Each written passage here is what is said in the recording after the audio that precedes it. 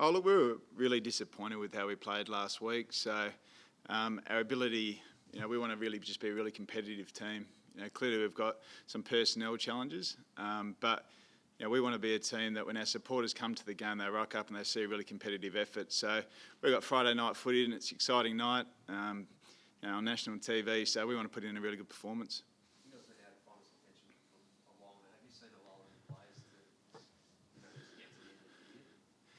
Oh, look, it's obviously difficult because you've been out of contention, but as a club, as I've said a lot, we want to build a winning culture and build some behaviours that are going to be sustainable for a period of time. And that's why we were disappointed last week, because there were some areas of our game that just weren't to the level. So there's plenty to play for every time you step out on the field, and that's what we're looking for in a response this week.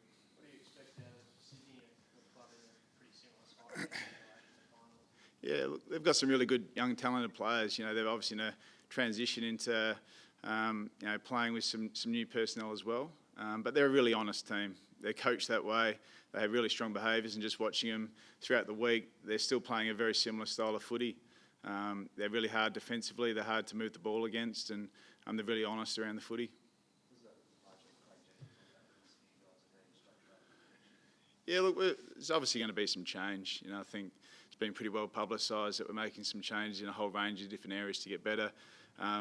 Craig's given the club unbelievable service, and with him doing his level 4, it gives him a great chance to go out there and put that skill set into some VFL coaching. He's looking for a job in that space, which we certainly we want people to progress and develop, and that's an area that he wants to go. So that provides an opportunity. Clearly we'll go out there and look for the best people possible to bring into our footy club in every area of the footy club, not only coaching, but high performance, medical, the whole area. So we're looking forward to that and that opportunity that's presented.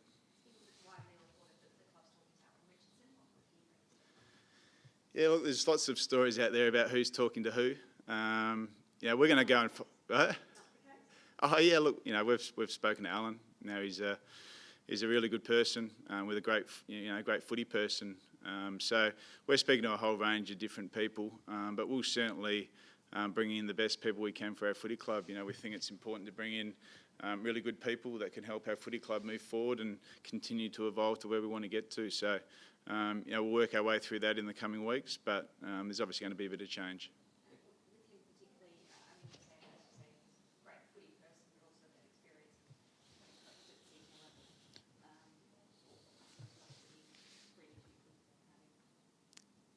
Yeah, look, we'll, when we get to that, we'll talk about it. But as I said, we're talking to a lot of people about what we can do, in the future. But right now, really for me and the players, it's focusing on Friday night. It's really important for us to continue to build the behaviours that we want to sustain for a period of time. And as I said, last week wasn't to the level.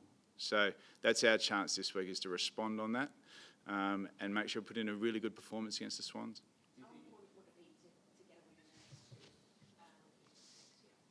Oh, look, as I said, it's important to play the right way, and that's what we're looking for tomorrow night. We were so disappointed with how we played last week, and it could have been a worse result than what it was. I thought the scoreboard flattered us. So the win's not the only thing. It's the way we go about it, and that's what we're looking for. But there's no doubt having a win would be great for our playing group, because I know the effort that they're trying to put in during the week, and the reward that will be important from getting a victory. Do you think significant changes have been offered?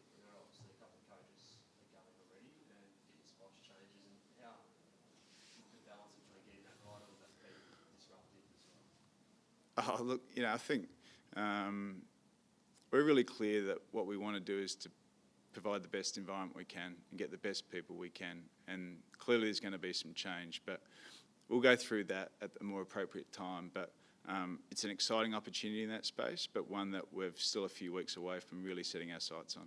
What do you need off on the ground? Players that have been linked to everywhere, here and there, everywhere. What's the target for you guys to be a better side next year? Is there a time of play you look at in the trade period, the draft with free agents? What do you think I'm going to say about that, Cow? I can ask. I think you probably covered the last couple of questions, but I can ask anyway. Yeah, look, there's going to be lots of talk about that, and it's going to ramp up in a couple of weeks' time. what I can assure our supporters and everyone is that we're going to go about building the best list, the best people we can to move this club forward.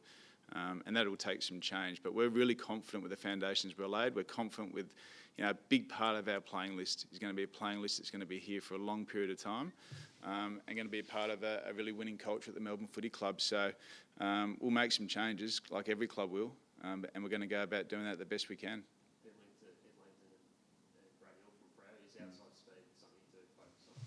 That's a different way of asking the question, Cal. I think I just answered that one.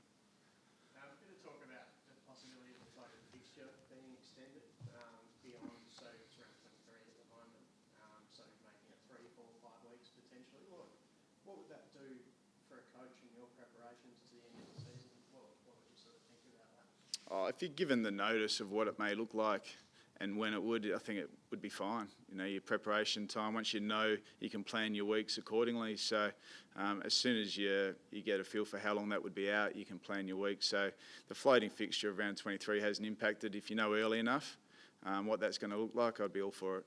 It's been raised because people don't believe you deserve a Friday night slot this week. Yeah. And it's cracking round fixtures otherwise. What would you say to those?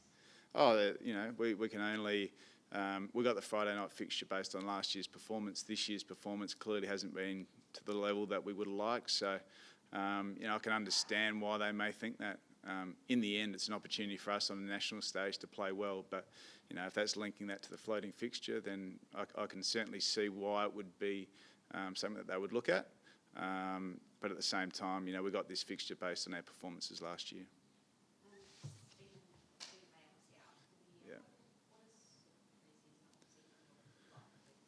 Yeah, look, obviously he's had a difficult year with his body, but he's done a lot of work in terms of refining that and building the strength and capacity to try and do the work that we want. Now, he's disappointed he's not playing, but he's proven to us how valuable he's going to be. So clearly the off-season and the pre-season is going to be really important. He's really excited about what that opportunity presents because he knows and what he's seen in terms of the way he's played for us. He's going to be an incredible contributor for us as a footy club. The off-season and pre-season is going to be really important for all our players. You guys seem to be most disadvantaged if the priority pick comes in on top of the draft. What's your take on that? Yeah, there's always been a lot of talk about priority picks, and priority picks have been on the agenda for many years. The biggest thing that's changed with priority picks is the ability to trade future picks. And I think, personally, when you're trading future picks, you shouldn't have that hanging over your head of a priority pick becoming in the mix. I don't think draft picks at the top end are necessarily the fix for everything. And there's other ways that we can incentivise clubs to improve, whether that be middle of the range through the draft or other avenues. But if you're trading away future picks, I think the priority pick's probably a bit outdated. Obviously the Gold Coast will present to the AFL in the next couple of weeks. Would you guys, someone the club, present your case and suggest how it does impact you? Look, I think it's not only us as a club. I think it's every club. We're in a position now where we've brought in future trading of picks, and priority pick was something that was set up a long, long time ago. So I think it's become a bit archaic in its relevance. And I think there's other avenues in which we can incentivise teams and bring that equalisation to prevalence. Yeah, New Balance. It's great to have them on board. A global company, obviously involved in Liverpool and England cricket. So hopefully they don't go too well for England at the moment. But it's great to have New Balance on board. They're a great brand and someone that we value as a partner. Yeah, they are. It's the club's continuing to build off field. And it's been some of our great work from the people, in our admin, but our sponsors have been incredibly loyal, and we're really proud of that. We're building some great partners, and we're continuing to build off field. Oh yeah. Yeah, did you ask me about the debutant? Yeah, we've got a debutant playing. So, Cade Chandler's going to play his first game. So. A South Australian lad from Chara. He's a small forward, and he's had some great VFL form. So it's one of these opportunities that's presented that get him in Friday night footy and looking forward to him. He's full of spirit and energy, and he's looking forward to pulling on the jumper.